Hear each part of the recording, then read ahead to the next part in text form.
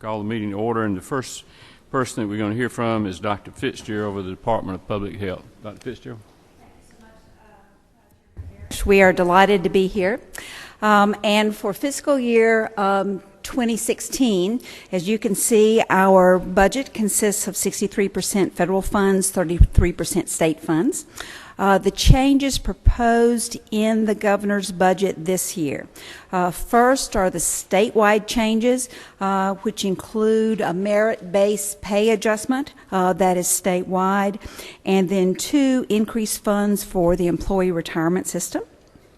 For the statewide changes with administrative monies, the first is a decrease of $92,000, and that is because of a decreased liability the cost for us, and a slight increase in PeopleSoft, which is our TeamWorks billing. The increases are listed as one. The governor recommended that we have $132,000, and that is for personnel services. There are about 100 people in our agency who do not have salaries that are at the minimal level for their pay grade. So this is an adjustment to bring those folks into a normal pay range. And then the important one for us is that fifth-year phase-in for general grant and aid formula. As you all know, this is the money that goes directly to the counties, and the governor has recommended $1.4 million for that. The next slide, the next presentation, these are all the programs. None of our programs have changed, but this is the breakout where those monies go. There is one additional request, and those are general obligation bonds. This total amount is $10 million, and if the number in the tracking sheet is 50.2.3.39 for the big one, and that's the Clinical Billing Information Technology System. As you know, we have had 18 different IT systems throughout our districts, which means our districts have had trouble exchanging information, and we have also had some trouble with billing. This is critical for us because as the federal funds continue to decrease for payment for patient services, it is very, very important that we get the IT support necessary we have to make sure that we are able to do adequate billing. The other 2 items are, again, for our state lab in Decatur, and they both have to do with cooler and chiller systems for the lab itself. The next bit of information I want to talk about is you gave us $490,000 last year to begin autism work. And this is the report of what we have done with those monies. The important points for autism is the diagnosis needs to be early, and the interactions need to be global, meaning that we absolutely need to make sure that we bring parents in and we train parents to help with autism. This is important because if you look at early diagnosis, and this was study done in about $1998, $33,000 invested early in a child with autism results in over a $200,000 savings later on in that child's life. So it's an important part financially, and it's an important part, as we've learned from the MARCA system, to make sure that we change the trajectory of these children's lives. So with the money, our goals were, 1, to increase early identification and screening, because that's when you can make the difference, and that's when you can invest most wisely. And second, to provide that family support training for the families to help them with their autistic children. We have hired an autism program manager. We did that with federal funds to oversee this program, because this program is one of the priorities in our department. If you look, what we have done is we have targeted in the family section, the early intervention and family support, 150 families, 150 children who are in our Babies Can't Wait program, and we are teaching them with the Marcus tools on how to be supportive with their children, because it's important to have the resources to treat professionally, but that's not enough. Those children need recurrent, constant interaction, and this is the program that teaches those families how to do that. In the next section, the early identification and screening, we have trained 125 people in the public health department on early diagnosis. And the second part in diagnosis, we have trained 25 psychologists in each of these target districts. And the notion is that we will concentrate both early diagnosis and family instruction in these counties and see if that collaborative effort can be of help for these children. The next, you see a map, and these are the districts that are involved. The next monies that you gave us that I want to tell you what we've done with that money is hepatitis C money. This was $85,000 that you put in our budget. We are thankful for that, by the way. We know that there are monies in the Medicaid budget for treatment. I understand it's $23 million approximately for treatment. Our piece of the puzzle is to provide the analysis and the data. One, to get those tests, to encourage testing, and to get those tests recorded in a place where we can help identify for the state where the problem is occurring, what the contacts are. Our part is a data piece. So with that $85,000, we have hired a data manager to manage this hepatitis C data for us, and also we have hired two and have posted one other data entry person to actually get the test in a document for us. That way we will know prevalence in the state and we will know location in the state so that we can aim our efforts. The other money that you gave us last year is the Alzheimer's Registry, and this was $110,000. What our notion was, as we worked with the Alzheimer's task force, we found that there was really no source where we could get reliable data. We could not really, we could give estimates, but we really couldn't pin down exactly where patients are, exactly how many we have, and exactly their ages and their comorbidities, what are the problems they had. And that, of course, is important for us, again, as we are planning how to approach this problem. This is a diagram for what we have come up with. Our notion was there are lots of places where data exists. And the bottom three, the hospitalizations, emergency room visits, and vital records, that's information that we already have. So if you look then on the ones in light orange, those are the agencies that we have approached for their data. And then where you see the darker orangish brown, the patient data, that is a new point of information that we have added. We are working on a system where doctors can enter electronically information into our whole data information system. And then our epidemiologists in public health will take all that information, sort it, make sure that that there's no doubling of entries, for example, and come up with some analytical work on the incidence in Georgia and exactly where folks are and what they need.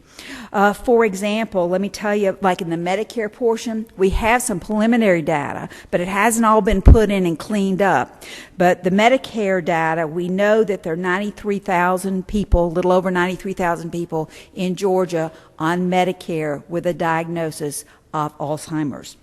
For Medicaid, we know there are 7.3 thousand people in Georgia with a diagnosis. And from Georgia Regents, we know there are 433. We don't have preliminary information from the state data plan yet, but again, we are beginning to get the data, but it is not the point yet where we would recommend it for usability. But the web portal is going to be active beginning in March, the 1st of March, so I think we have made real progress. The Medicare data, we have applied for, and we hope to get that. It usually takes 4 to 6 months for us to get it. We've applied for it, so when we get it, we will hopefully this time next year be able to give you more accurate information so that will help in your planning. The next slide this is the list of our key initiatives, which we have talked to you about before, and we'd like to give you a little update in 4 of them. First, childhood obesity. As you know, we started in Georgia that we had the 2nd highest incidence of childhood obesity in the country. And as you thankfully passed the SHAPE Act that required fitnessgrams done for every single child in Georgia where they are having PE. So these are the results from this year. We did, again, over 1 million students this year that were tested. 71% of them, of all students were tested.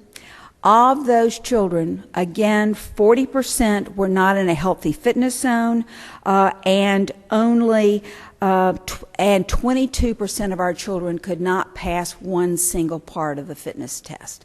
And again, as I've said to you before, that's talking about not being able to walk a mile and touch your toes. So again, we are very concerned about that, and we're also concerned, quite frankly, that the incidence for young girls was higher than for young men. So we are wanting to aim some of our efforts towards solving that problem. The Governor's Council on the SHAPE initiative is doing well. We had a super meeting in September with over 150 people from academia, from research, from medicine. That went very, very well. One of the things I want to tell you about, you know about our program about Power Up, and that is the plan to have 30 minutes increased activity every day, every school, every child in Georgia. This is the analysis of the Macon schools. They have had that in place for 1 whole year now. And again, remember, there are 453 schools who have agreed to do this, but Macon has actually had it in place for 1 year, and they had 63.7% of their students improved aerobic capacity. That's the most important one. That's the one that's most important for health. That's the one that's most important for learning. They also, by the way, had an improvement in their weight. Their total weight went up, so that was good. But the most important thing is the aerobic capacity. We also have one other test that has been done this past year, and that was in the Cobb school system. And what they did is they matched in their school those children that were in the healthy fitness zone for aerobic capacity, and as you can see, they had higher. The blue is the kids that had the highest aerobic capacity, were in the healthy zone. They had higher scores in math and reading. They had fewer discipline problems, and they had better attendance. So we know this works. We know we should do it. And here's the part I need your help with. This is the map of Georgia. Those counties in orange do not have any programs at all. We do have the over 400 schools participating, but that means about twice as many, 800 and so, are not yet. So again, we ask your help in putting pressure on your hometown schools. If they are not participating, please do so. It's good for the kids' bodies, it's good for the kids' minds, and it's good for our education system. The next update I want to give you is our infant mortality work. And you may have heard this information before. For decades have been in America's health rankings. We have been in the low 40s, in the 40s of the state of the 50 states. And in 2012 we were ranked 44th. The next year 34th, and this year 31. And so that's good because we certainly have had cooperative public-private efforts to do that. We've made real progress in prematurity, and again, the total decrease in our numbers has been exceptional. Not only are we making progress as far as other states, but we're making real progress.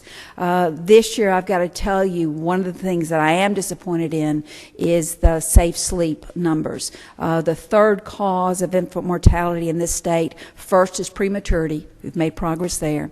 The second is genetic defects. That is unchanged. And then the third is safe sleep. So we really are going to this year be concentrating on that part.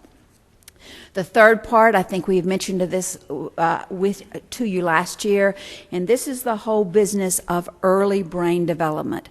And I think I told you last year that the difference between children who can learn and who develop language and children who do not is 30 million words difference by the end of the third year of life. Those children who are talked to get actual brain development. So these are our WIC posters. We have trained 196 WIC clinics. Over all of our nutritionists are trained. We are halfway through our first year, and in August we will do an evaluation of that program. I think I may have told you last year that when we did the evaluation of the children in our WIC clinic, they were at the 40th percentile of word recognition, but only the 10th percentile of word comprehension. In WIC, we have posters, we have videos running constantly in the waiting rooms. They sit down with a nutritionist every 3 months. The nutritionist gives them information about the importance of talking to their babies, and they go home with a book. So we are pleased about that, and we hope there will be progress. The other thing I want to give you a report on is telehealth network. It is now completed, as we told you last year it would be. This is important in our mind because of especially rural access. We have been looking at some data comparing rural health and non-rural health, and sort of as a global number, the age-adjusted death rate, and that means, you know, when you're 97, you may be expected to die, but so we age-adjust it. But the rural death rate per 1,000 is 899 compared to the same age people, 783 in non-rural. So that whole business about access to rural health is extremely important to us. And we have ability to access care in all counties now, and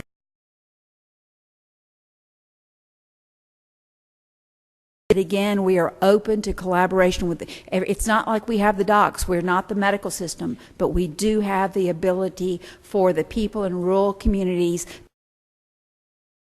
people throughout the state, and we are very pleased with that. One last thing I want to do, of course, and here are the on your mind as far as infectious disease. At this point, we have monitored 755 patients, travelers who are from Ebola-infected areas.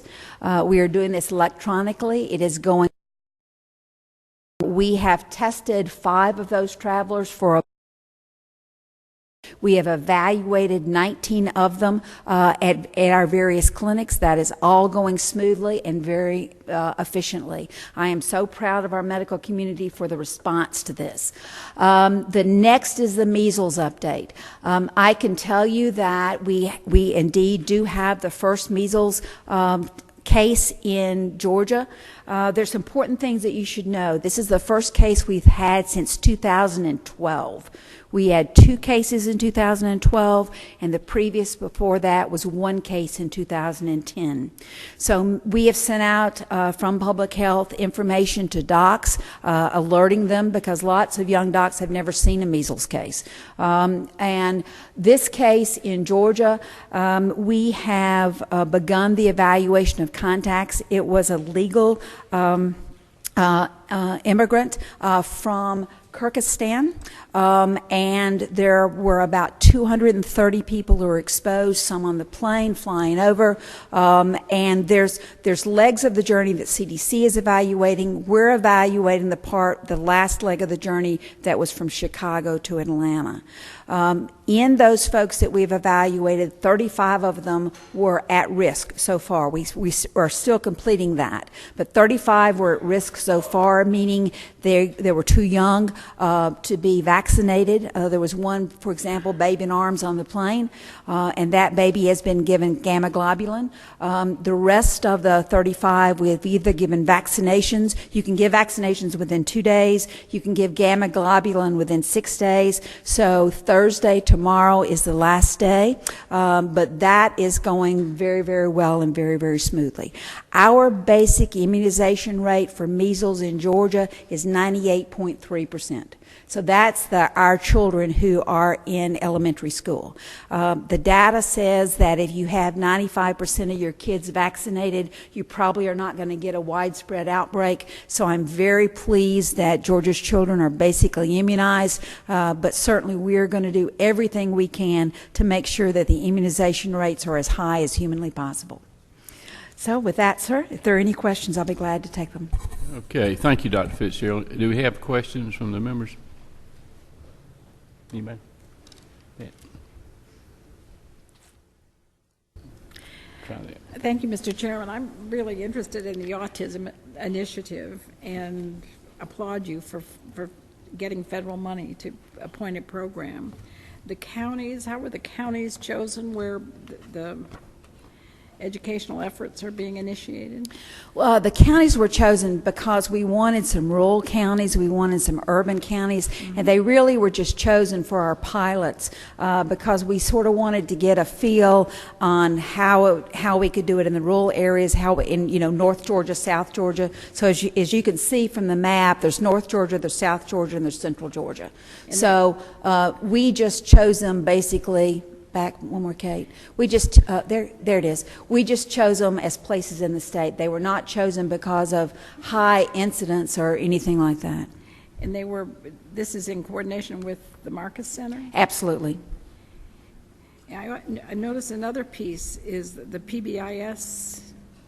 Did the federal grants for positive behavior intervention come to your department or to the Department of Education? It's not ours. It must be education. It's not ours. So this is on the State Autism Initiative, the Early Intervention and Family Support? The early interventionists are our workers in the health departments who do Babies Can't Wait. Okay. So those are our workers who do work for high-risk children. That money does come to us, the high-risk children money. I know there's an initiative in the Department of Education and in some school systems, so is there coordination with? Right. Kate was saying our part is the preschool and the older children are in the, so our really part, we consider our part that first 3 years of life. Yeah. That's where we're going to concentrate before they get to preschool. We have we have not done the direct linkage yet with the autism piece. We are just beginning to do that work.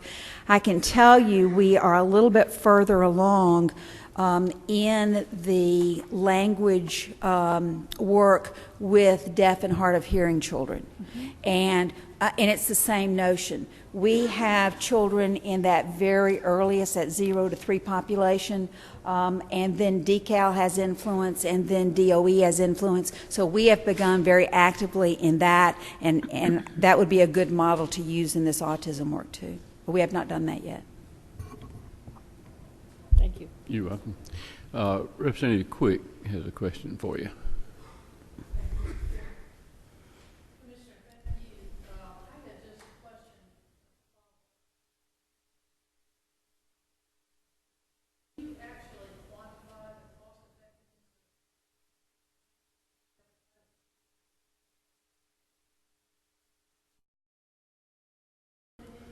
We have not done that. I can tell you this. The medications for hepatitis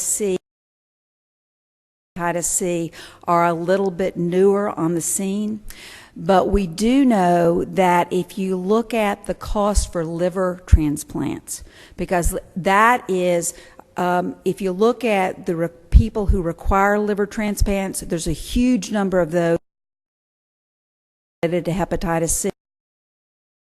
Cost analysis for you, but we have not done that at this point.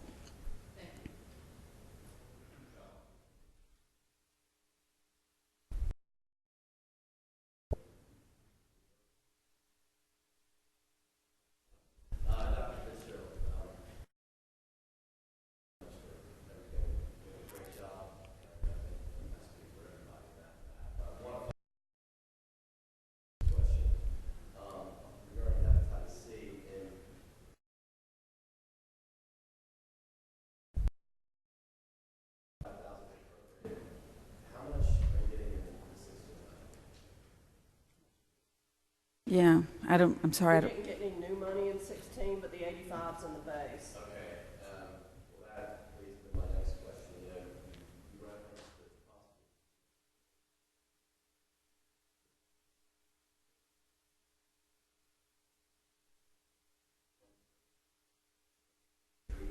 on average per person. It's very expensive. I know the program is very new, but how successful do you anticipate it being in identifying, say in 2 cases? I think the success of the drugs is very good. I mean, we have had. We'll be glad. We have our infectious disease leader is Greg Feldstein, and he's an infectious disease person. He's actually our employee that does that is over our HIV work, because we do HIV treatment and hepatitis. I'll be glad to have him come and sit down with you and give you that data. The point of the program is not just to identify this, to hopefully Treat and prevent. catch people who may not otherwise know Yes. Yes. Yes. Yeah. And Kate was reminding me, one of the things that our piece, that $85,000, of course, is not enough for us to go out and do mass screening. I mean, it's just not enough. So, but what we see as our piece with that money is to indicate prevalence, to say, like I think we have shown you, for example, if we can show you where the cases are in Waycross, and in what populations, then we think we can do more targeted approach to screening those different populations. We don't have that data yet. Okay.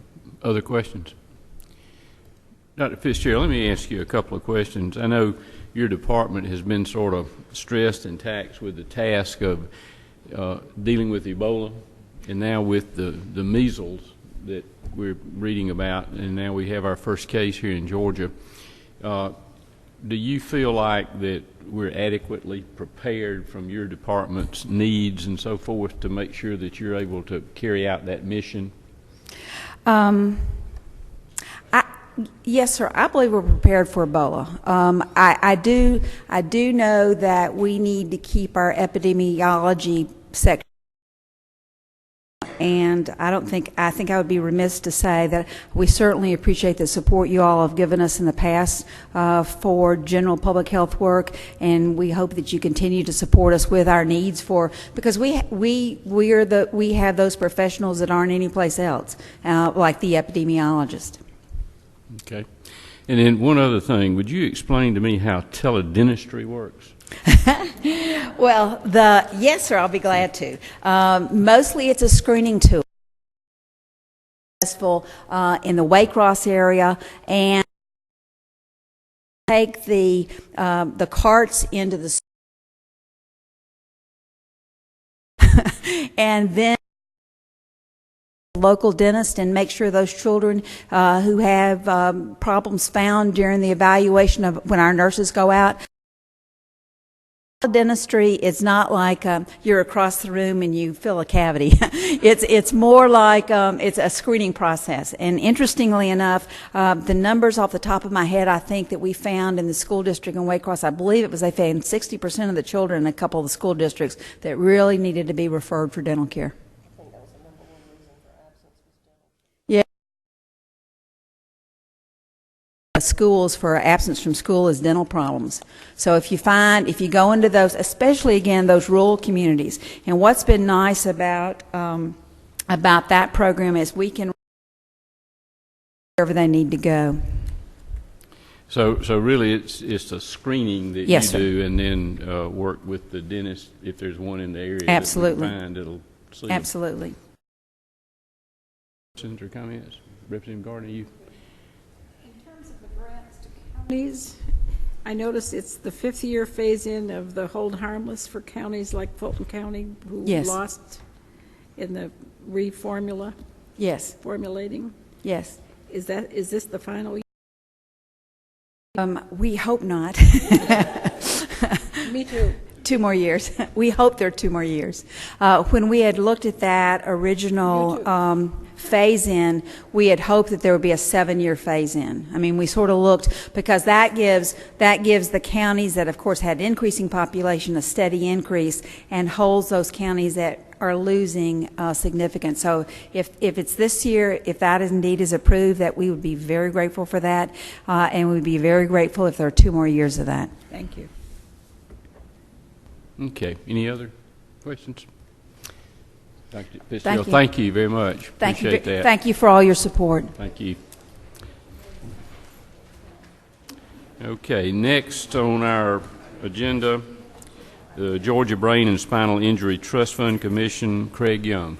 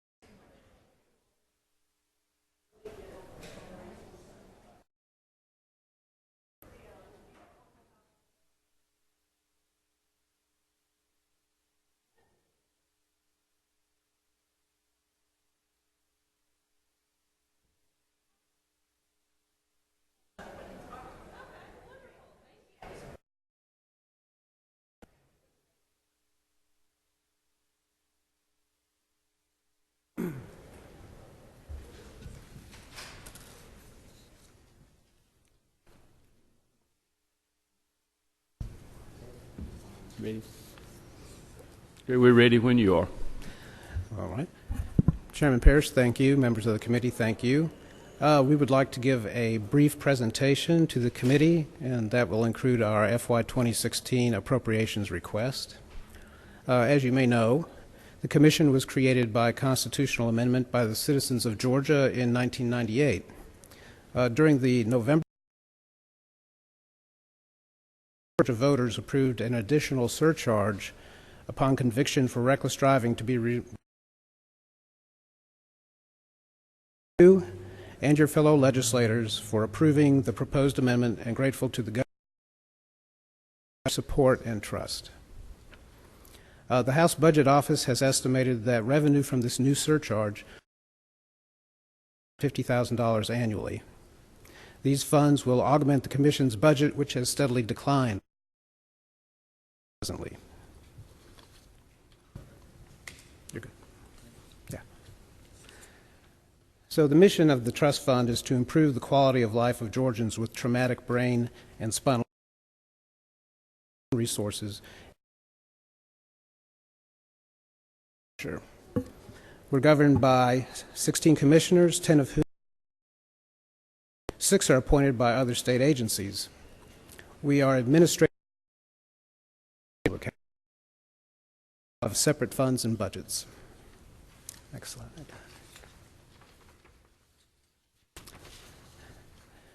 slide. By statute, we distribute funds to Georgians with traumatic brain and spinal cord injury. We contact recently injured Georgians and generate demographic and statistical data on injury via the Central Registry Database for Traumatic Injury, which is an unfunded mandate, and we advise stakeholders on policy regarding TBI and SCI. How the Commission is funded, a 10% surcharge on DUI fines, and of course, beginning January 1st, a new surcharge on reckless driving. DUI collections have declined 30% since fiscal year 2008. We also have supplemental funds. Recently, DHS remitted $452,000 in unappropriated funds to the Commission, which was old debt. We also can amend in funds to supplement our current year's distribution. Our FY 2016 appropriation request, which is page 69 on your budget tracking sheet, section 37.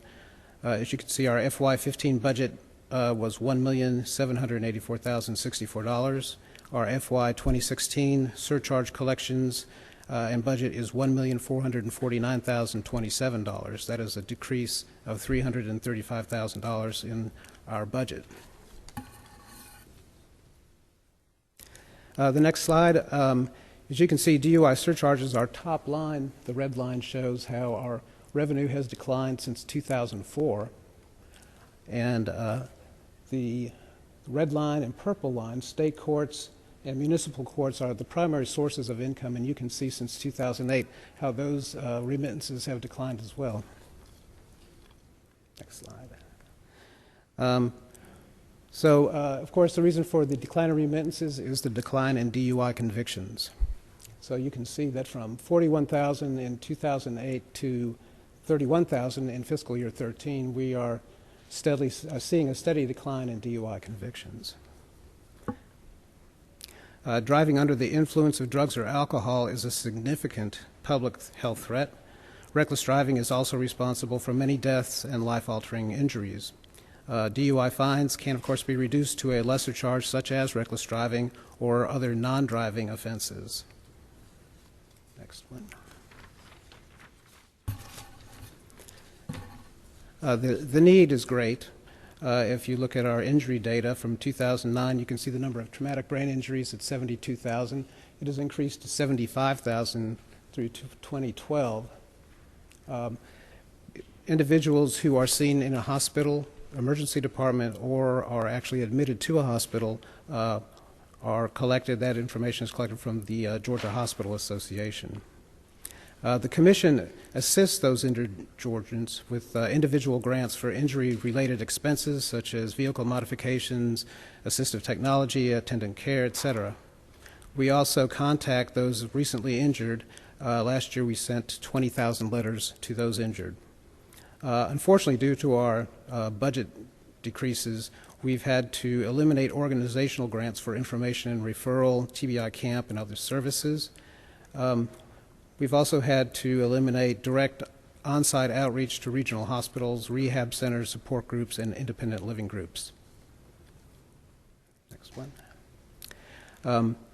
Since the Commission began awarding grants in 2002, we've awarded 4,738 grants with a value of $20 million to your constituencies. And in FY 2014, last year, the Trust Fund awarded grants worth $1.5 million to 210 applicants. And again, those applicants would have asked us for goods and services that increase self-sufficiency and keep an individual out of an institutional setting. Some examples would be attendant care, wheelchairs, home modifications, environmental control units, vehicle modifications, therapies such as physical therapy, speech therapy, vision therapy, cognitive rehabilitation, memory training, and much more.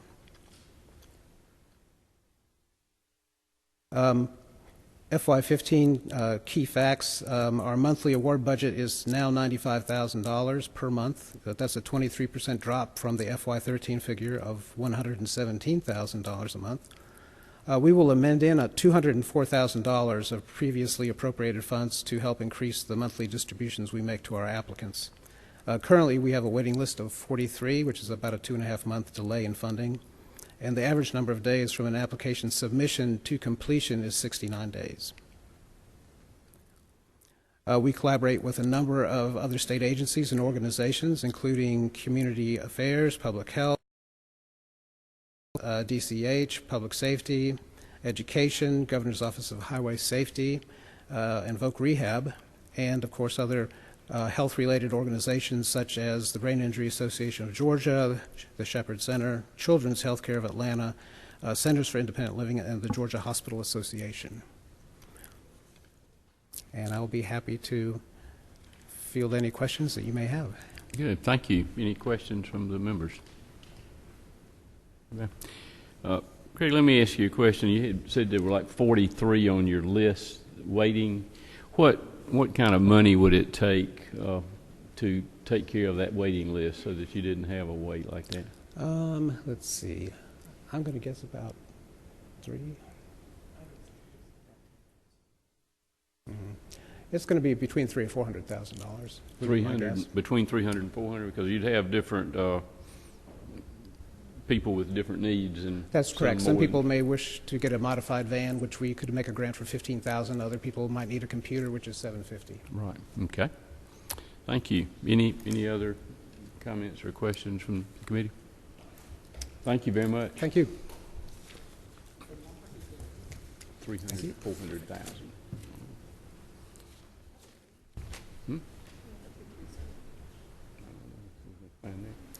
Okay, next and last on our agenda is the Georgia Trauma Care Network Commission. Dr. Ashley.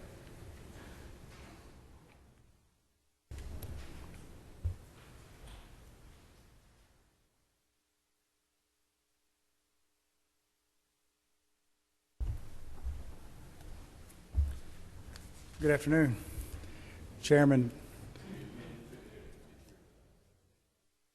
All right. We'll pull it up here. Okay. Do y'all have the copy of the handout? Or are you just looking at the slides? Okay.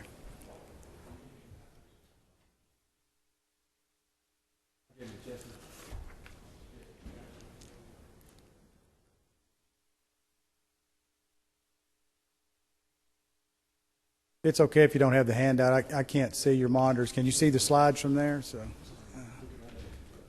okay. Well, I'll wait for you to get the handout then. The slides go right with the handout.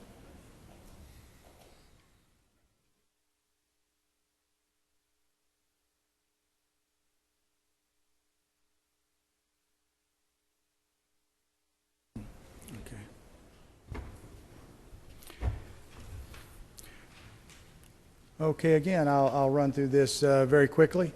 As you see on the second page of the handout is the super speed source and our only funding source for the Georgia Trauma Commission, which is to develop the statewide trauma system.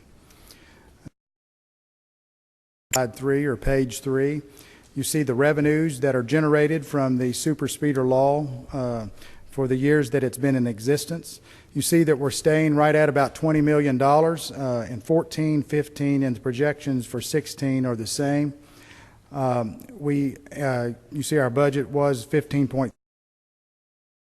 You all increased that to 16.3, and we're very appreciative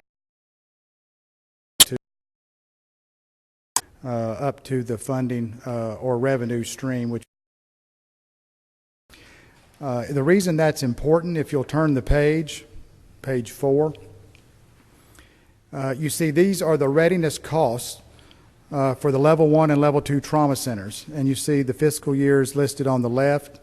And if you'll go all the way to the bottom where it's fiscal year 2016, you can see our proposed budget of $16.3 million.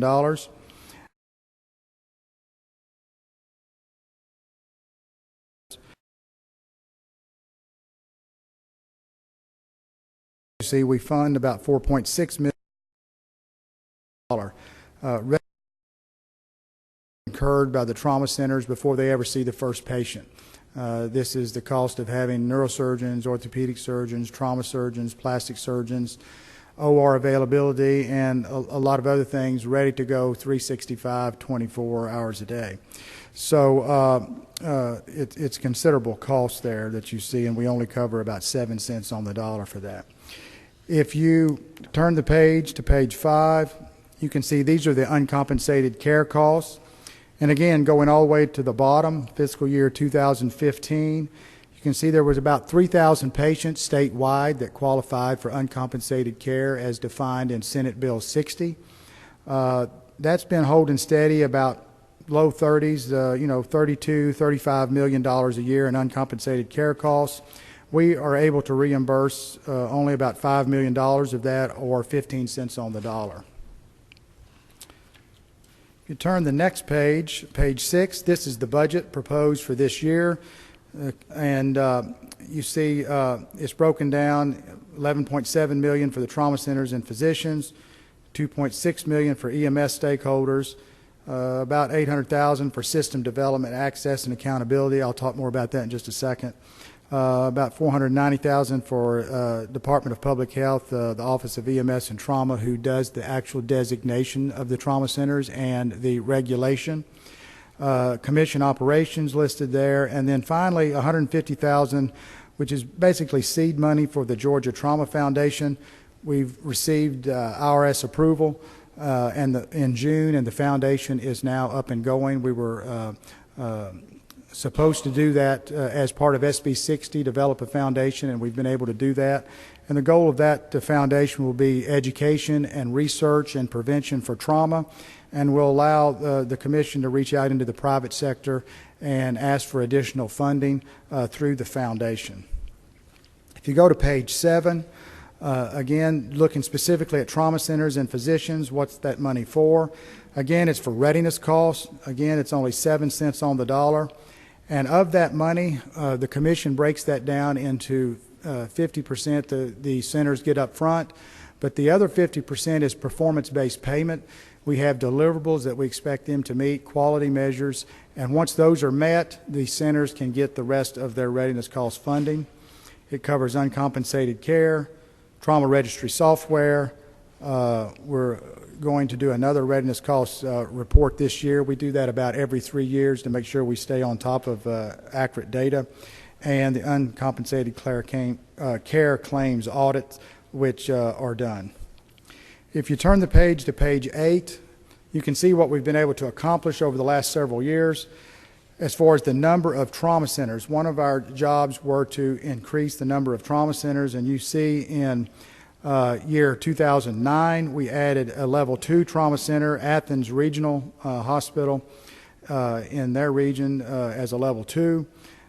In fiscal year 2011, Atlanta Medical Center and Eggleston upgraded from level 2 centers to level 1. And we added another level 2 center as Wellstar Kennestone.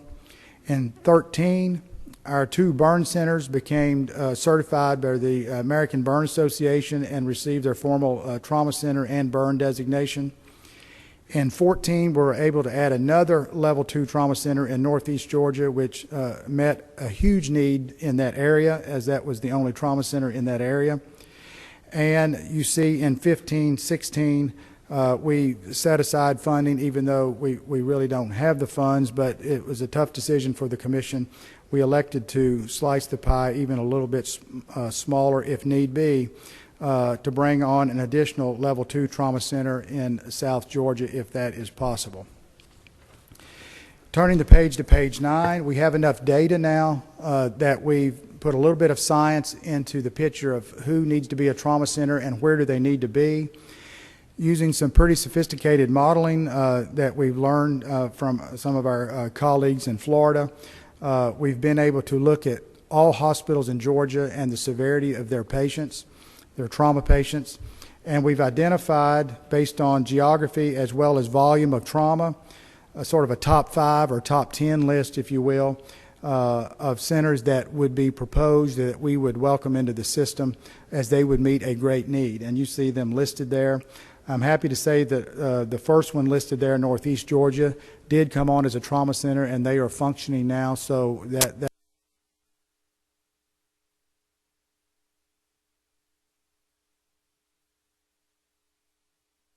but again, it's a voluntary system, and all we can do is offer, but that offer still stands. If you turn to the next page, page 10, EMS stakeholder funding. A couple of things I'd like to point out here. The first line, automatic vehicle locator system, or the AVLS system. This is basically a hotspot in the ambulance that allows state agencies such as GEMA, if there were a mass disaster and they needed to know where all the ambulances were at one time, they could flip a switch and basically be able to see that on a screen and know where all the resources were. From a daily standpoint, it allows the ambulances to have hotspots where they can send information on heart attack patients such as EKGs and things of that nature straight from the ambulance right into the hospital. The thing that's important about this is that Georgia is actually one of the leaders in the country for this particular technology. A lot of states have this technology in scattered parts of the state.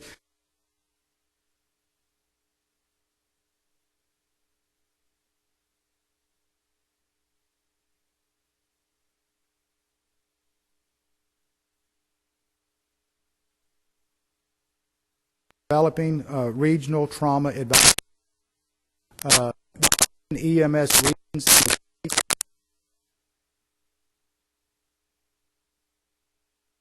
committee, and the reason for this is we want them to write a plan for their particular region, because what will not work in South Georgia or North Georgia. Each region needs to have their own plan, but again, that was tied into a state plan. And I'm happy to say that most of the regions now, out of the 10, 4 have functioning plans. Another 2 or 3 are developing those plans, and the rest have started to form their committee. We're actually ahead of pace on that. We thought that would be a 2 or 3 year project, but with the support of OEMS&T and Department of Public Health, we've been able to make great strides there. The reason that's important is because it says direct funding to regional trauma advisory committees.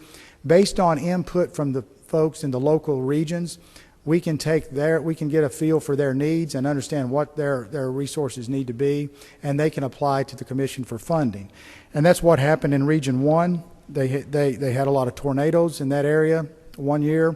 They all pulled together and said, we sort of an emergency plan so that we can deal with this, and we need some funding to get that started. The Commission was very impressed with their presentation, and we are funding that. Again, there's a different need in Region 4. They want to look into telemedicine directly from the ambulance, and we're supporting.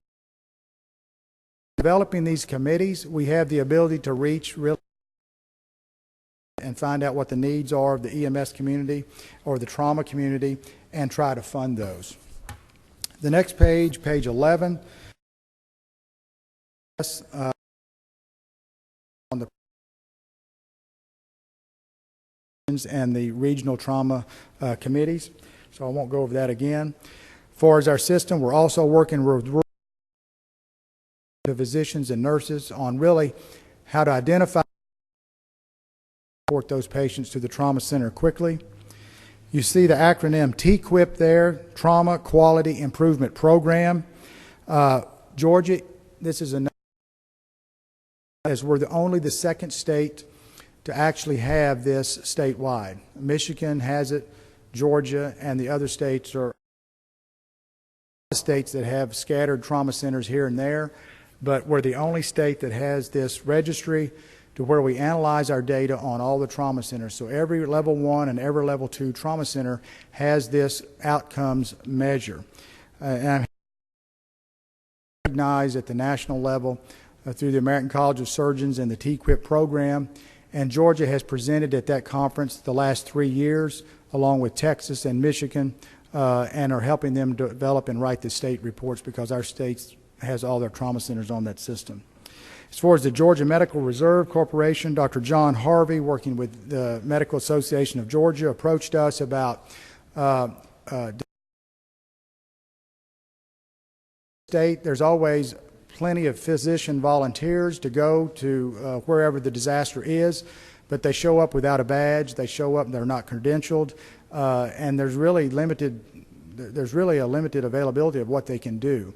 So this is a program that will credential volunteer physicians, provide them with badges, get them so that if they show up for a disaster, they can hit the ground running. And this is really a sort of a pioneer program, if you will. Availability to screen leads into the next page, and if you see what that shows with all the colors.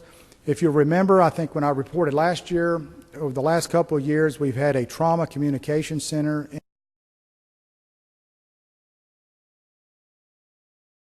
EMS and hospital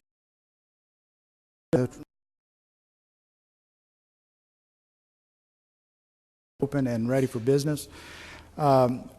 At the end of that pilot project, we analyzed all the data, and what we heard from EMS and hospitals was that they really didn't need a call-in center. What they needed was this screen. And so they liked the idea. You see the trauma centers listed to the left, and at the top of the screen, you see all the resources. It's in small print, but basically what it says is orthopedic team, trauma team, ICU, and so on. And if you have a green jelly bean, that means you have that resource. If you have a red one, it doesn't. You're on diversion. A yellow one means there's caution. You're approaching a full capacity, and black means that you've never had that service. And so what we heard from EMS is that they would really like to have this in their dispatch center. So we've made this available now in an iCloud or web format, where with a password, every EMS service, every dispatch center, every ambulance can have this at their fingertips. Every hospital ER can have it, so that and GEMA has access to this, so we always know what our resources are in the state. The nice thing about this, and what makes it different from other software that's available, is that we update this 3 times a day. Every 8 hours it's updated, so we know that this is accurate, and it's very useful for the healthcare providers. Working again, the next page, page 13, we've reached out to rural hospitals, really all hospitals that are non-trauma centers, and tried to provide them with some information on who do you need to transfer.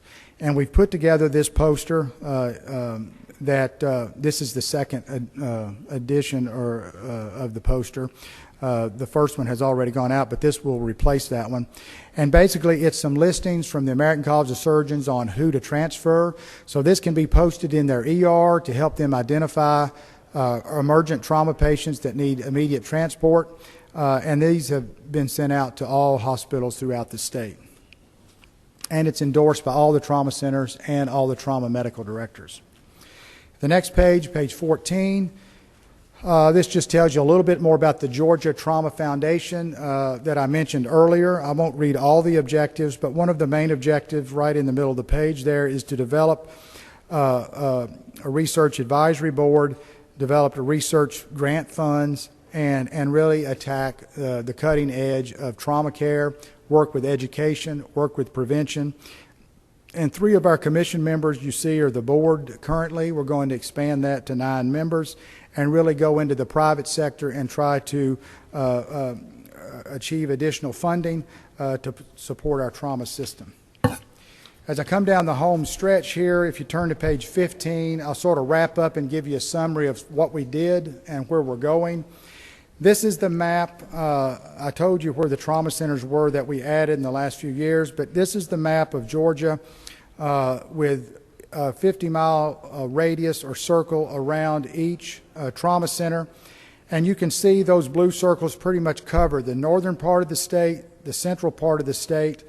And if you look up there at the top right-hand corner, you can see Northeast Georgia Medical Center in a strategic location. That was a big find for us as we were able to get them to come on and fill a gap. Right below them, you see Athens Regional, and right across you see Kennestone, which filled a gap between Floyd and the Grady and Atlanta Medical Center healthcare systems. So we've really, I think, covered the northern and central part of the state pretty well. You can see there's still that gap in South Georgia, but we've identified hospitals that see a significant number of trauma patients that we would like to have them come into the system.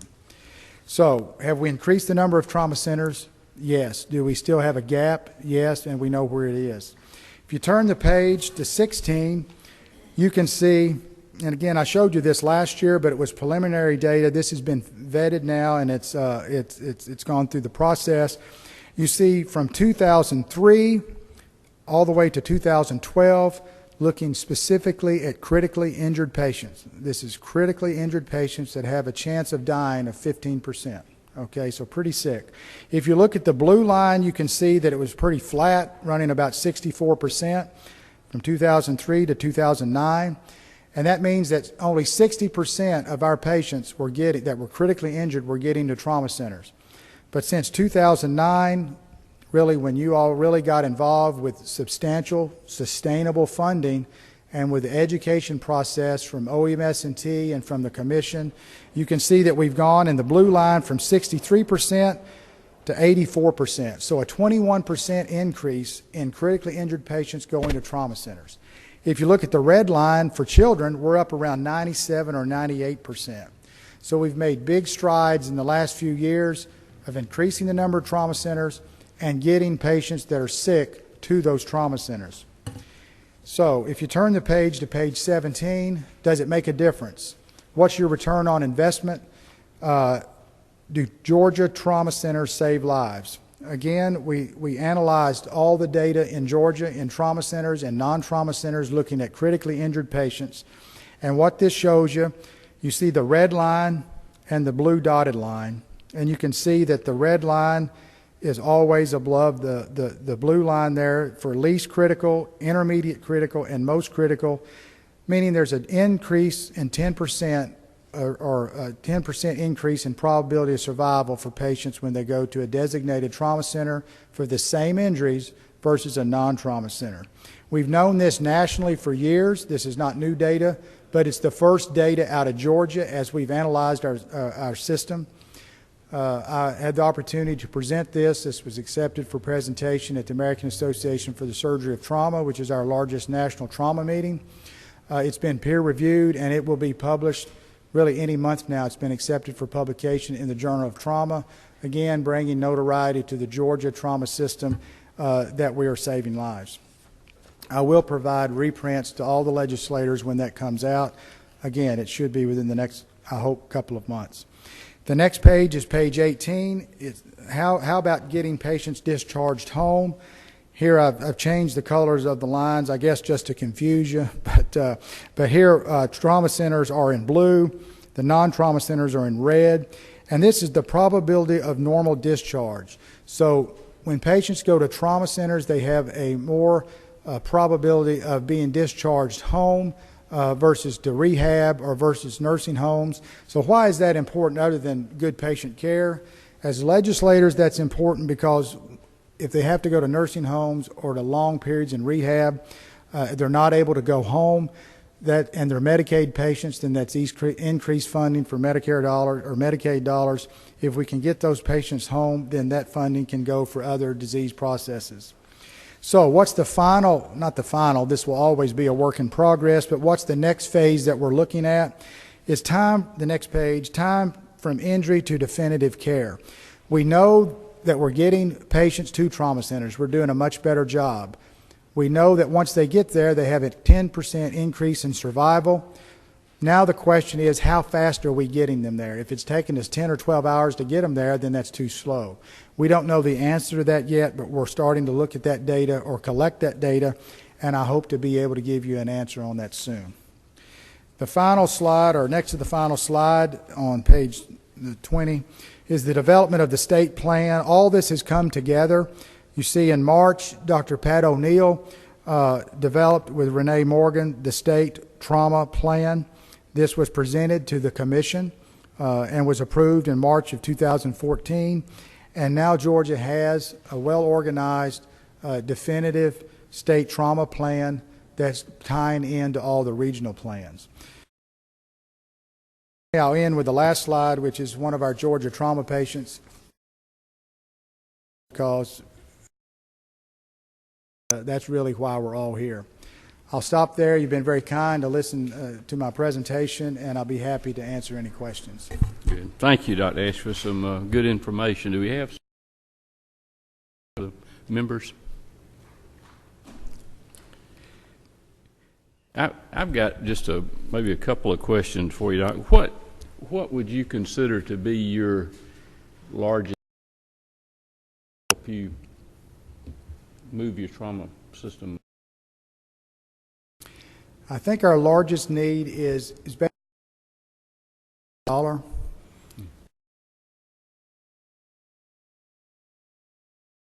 Here, this needs to be a private sector, i.e. healthcare providers and the state working together. I think that needs to be a 50-50 split. So I think 93% from the trauma centers and 7%, from the state. I think we. Why is that important? Number one, to make sure the centers that we have stay. What that helps us in the next level is that you saw all the creative things we're doing with the RAD, with the organization. You saw what we're doing, the creative things in EMS. These folks in the regions are starting to realize to apply the commission and get approval for funding. People are starting ideas. It's very hard to fund these expansions when we're really sort of tied to just keeping the centers open that we have and providing basic. I think, and again, this is not me, this is the folks that do this every day, the hospitals, the EMS providers that are saying we're going to stay in this game funding, but at some point I worry that. So my number one goals would be preserve what we have.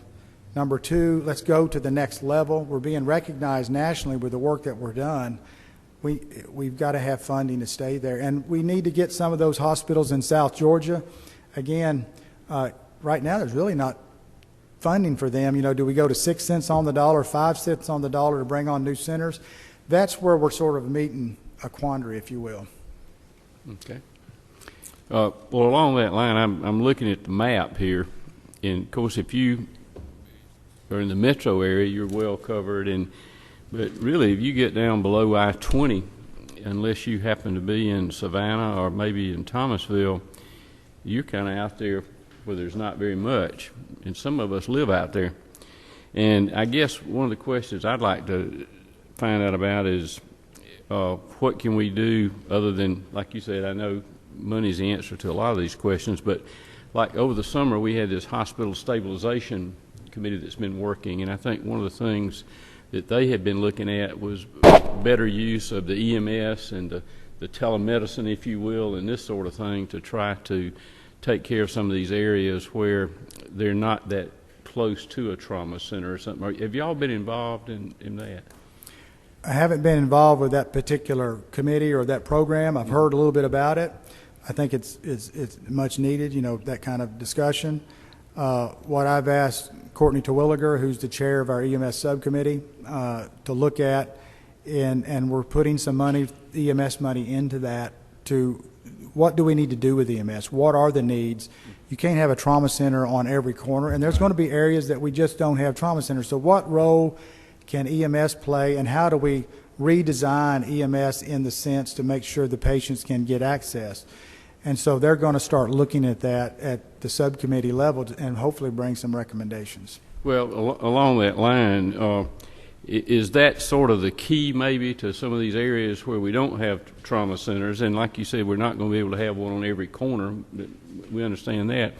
But to have a better relationship or better training or better working relationship between the EMS and the trauma centers and that sort of thing, is that what we're going to need to do in these areas that are not covered by these blue circles? Yes, sir. And even regional planning in those areas, because those folks in those different regions know what they need. So what they need to do, as you mentioned, EMS working with trauma centers, EMS needs to also work with EMS. So we need to be creative and think outside the box. How does this county work with this county to mesh resources together to get that patient to the trauma center? Because frequently what happens is that, I just talk about trauma, but these folks you can see in South Georgia, if they need to take a patient to a trauma center, that's a long drive. Right. So then you talk about, well, maybe we'll use the helicopter, and that's a possibility. But then again, that's just one piece of the pie. That's just trauma. What about cardiac? People with heart attacks now, we're really stressing EMS in the sense that we want them to get our trauma patients to the trauma center quickly. The gentleman that's having the heart attack is just as important. He wants to get to the trauma center, the cardiac center, usually in a trauma center, but not always, wants to get to the cardiac center very quickly. Some counties may only have 1 or 2 ambulances. And then now we've got the stroke patient that wants to get access to high-level care to where they can get their arteries open and diminish that functional outcome of stroke or decreased outcome. So we're really squeezing EMS, and we've got to be more creative with how these services work together at a local level to cover and help each other. So that really needs to be looked at. You're right. Well, do you feel pretty good about the relationship between your organization and the EMS as far as the working relationship? How is that working out? I think so. Right now, we're working on some contracts, and Mr. Terwilliger and I, worked today on that. That's about to get finished, and so we have a very good working relationship as far as we just have some nuts and bolts issue about getting the contracts done. But it now. seems like that could be one of the possible answers to some of this area where we don't have the coverage, is being able to get those people transported appropriately and quickly to the centers where they can be treated. Yeah.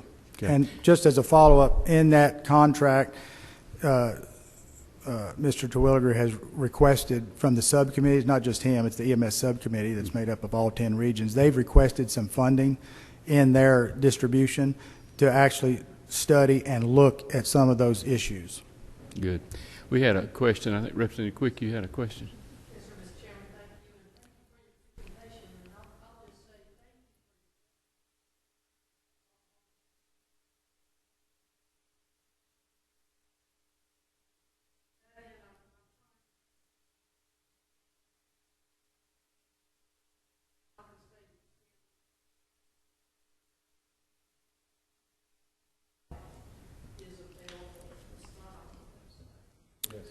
Is that right, Jim? Bring it to you. I can get that.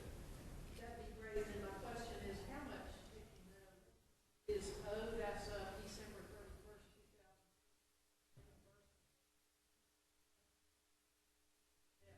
Have they claims that the auditors found? Ask that one more time. Yes. In the auditor's reports, they go through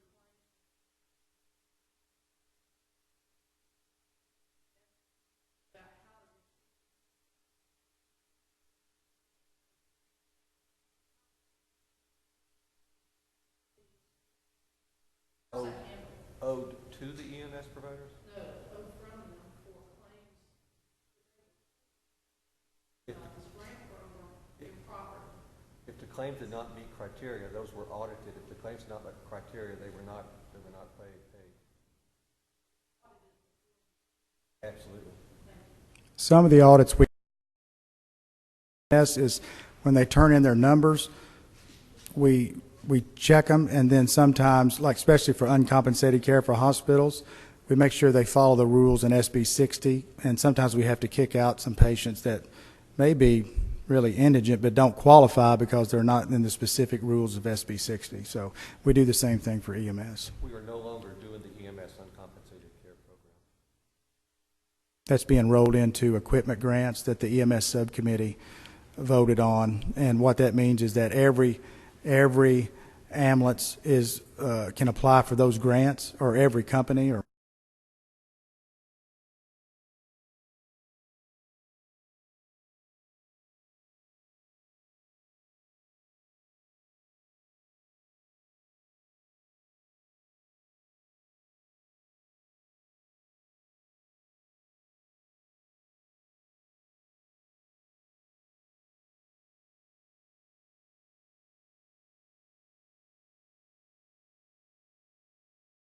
Good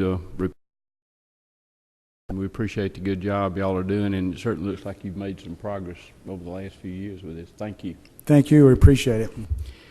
That concludes our agenda for today. Let me remind you that on Tuesday at 2 o'clock in this room, we'll have a meeting for public comment. If anybody that wants to come and make a public comment, you'll need to sign up. We have a sign-up sheet in room 245. So if you would go by and sign up if you have an interest in speaking to the committee next Tuesday at 2 o'clock. We'll be glad to see you. Thank you all for coming.